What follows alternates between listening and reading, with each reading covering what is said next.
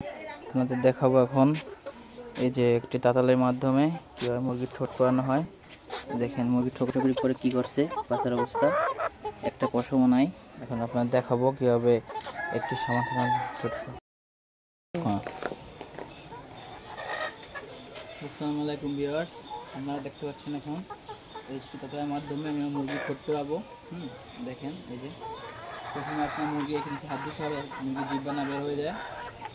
এই দেখুন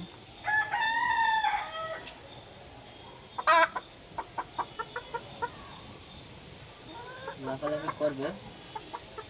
এই দেখেন ক্যামেরার সামনে এসো।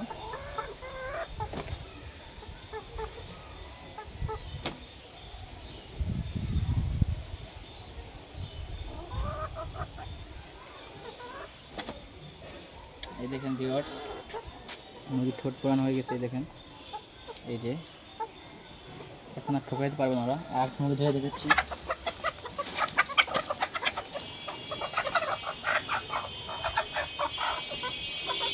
এই যে এই মুরগিটা বেশি দুষ্টু, এটাকে প্রথমে নিচে হাত দেবেন এরকমভাবে, যাতে মুরগি জিহ্বা না বের হয়। শক্ত করে ধরবেন পাও।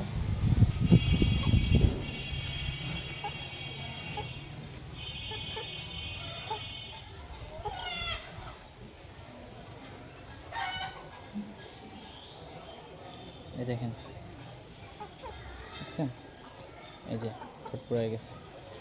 ভিউয়ার্স, এটাকে আপনাকে দেখিয়েছিলাম আমি বড় মুরগির কীভাবে আমি ঠোঁট পড়াই। এখন দেখাবেন ছোটো মুরগিগুলো কেউ ঠোঁট পড়াই শুধুমাত্র একটি টাটালের মাধ্যমে।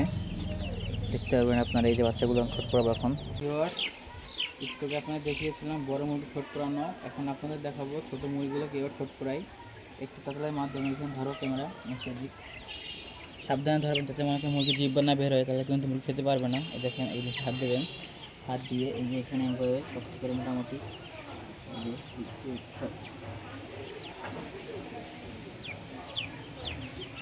দেখেন এই যে